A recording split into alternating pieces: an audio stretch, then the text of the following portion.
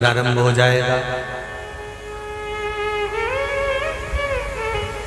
जो माताएं श्रावण के सोमवार का व्रत करती हैं वो पशुपति व्रत मत करना। जो श्रावण के सोमवार का व्रत नहीं करती हैं वो पशुपति व्रत कर सकती हैं, उनको पशुपति व्रत करने का मना नहीं। पर यदि श्रावण का व्रत आप पहले से करते आ रहे हो, श्रावण महीने का व्रत करते आ रहे हो, या श्रावण के महीने में तुम सोमवार करते आ रहे हो, तो फिर पशुपति व्रत ना करते हुए इसको 1 महीना, भले 2 हुए हो, 3 हुए हो, 4 हुए हो, रोक दो। फिर अगला जब श्रावण पूर्ण हो जाए फिर जो सोमवार आए फिर चालू कर दो। पर अगर श्रावण का व्रत करते हो तो, और अगर श्रावण का व्रत नहीं करते हो तो पशुपति व्रत चालू है, मना नहीं। श्रावण के महीने में जल चढ़ाने के पात्र 2 कर लो। कितने पात्र कर लो? जम के बोलो जरा। 2 पात्र कर लो, भले 2 हाथ में लेकर मत जाओ, एक के ऊपर एक कलश लेकर जाओ। उसका कारण क्या है? शंकर भगवान ने मां पार्वती के सम्मुख में गंगा का आवाहन करा था। तो गंगा जी ने आकर पूछा था, स्वामी जब पार्वती आपके नजदीक में विराजमान है तो मुझे बुलाने का कारण क्या था? भगवान शंकर कहते हैं, श्रावण का महीना प्रारंभ हो रहा है, जब मेरे ऊपर सृष्टि का भार आएगा तो मुझे गंगा और पार्वती दोनों की जरूरत पड़ेगी। जब घर में विवाह आता है, शादी आती है, कोई फंक्शन आता है, कोई मेहमान आते हैं, तो थोड़ी ड्यूटी बढ़ जाती है। रोज 8 बजे उठते हो, पर शादी रहती है तो कितनी बजे उठना पड़ता है? सुबह 6 बजे 7। यहाँ पर भी आप रोज अपने घर पर उठते होगे 8 बजे तक, 7 बजे तक, पर यहाँ तो तुम जब सो रहे होगे तो सवेरे कब हो जाती है और रात कब हो जाती है तुम्हें नहीं मालूम पड़ता होगा कि कब रात हो गई कब सुबह हो गई।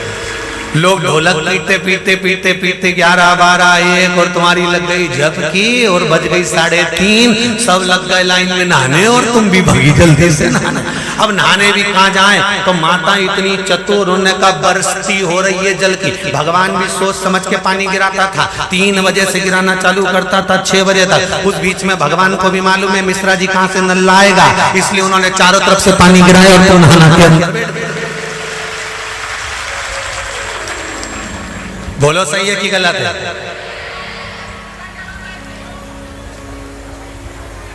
सब बाहर निकली धीरे से, इतनी चतुर, राम जी गजब की चतुर लोग आया है, गजब।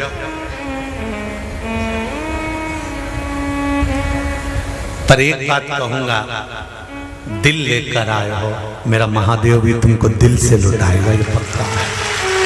दिल लेकर आयो। कल हम जब आप लोगों से मिलने, हमारा नियम है, जो हम जहाँ भी कथा भी करते हैं, चाहे रायसेन करी हो, चाहे सागर करी हो, चाहे जहाँ कथा करते हैं वहाँ रात में जो लोग रुकते हैं उनसे प्रयास रहता है कि थोड़ा मिले। एक नियम बना रखा, भले वो 1,00,000 लोग हों, 25,000 हो, 50, और जितने टेंट लगते हैं सब में मिलने का मन करता है। आपसे कल भी मिलने आए थे और कई लोगों की आंख में आंसू भी थे, कई लोगों के हृदय भी नम थे कि हम अब कल चले जाएंगे। पर दुख मत करना,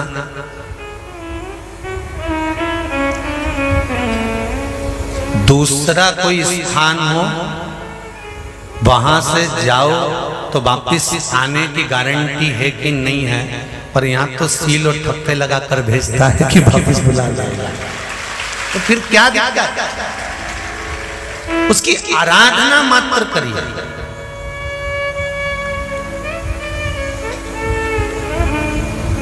खूब धनपति भी बैठे हैं, खूब, आप लोगों में कोई कमी नहीं है। किसी की यहाँ जमीन है तो किसी की गाड़ी है, तो किसी का बंगला है, किसी की सत्ता है, किसी का आनंद है, बहुत बैठे हैं। पर आप लोगों ने 7 दिन जो कथा, एक ये पटिया लगा हुआ है, तख्ता लगा हुआ है, और उस पर आराम से सोकर 7 दिन कथा का रस स्वादन जो करा है वो जिंदगी भर नहीं भूल पाओगे। बाबा इतना देगा कि आप लोग करा लो। उसकी कृपा ही बरसती है।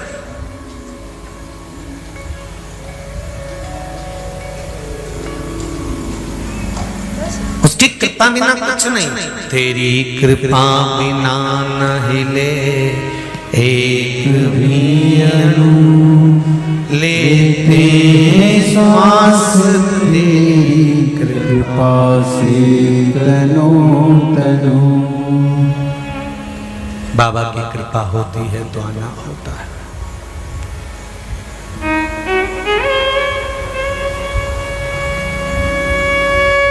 कोई नेपाल से, कोई झारखंड से, कोई उत्तराखंड से, कोई चेन्नई से, ना जाने कहां कहां से पधारे, कोलकाता से। शिव की कृपा है।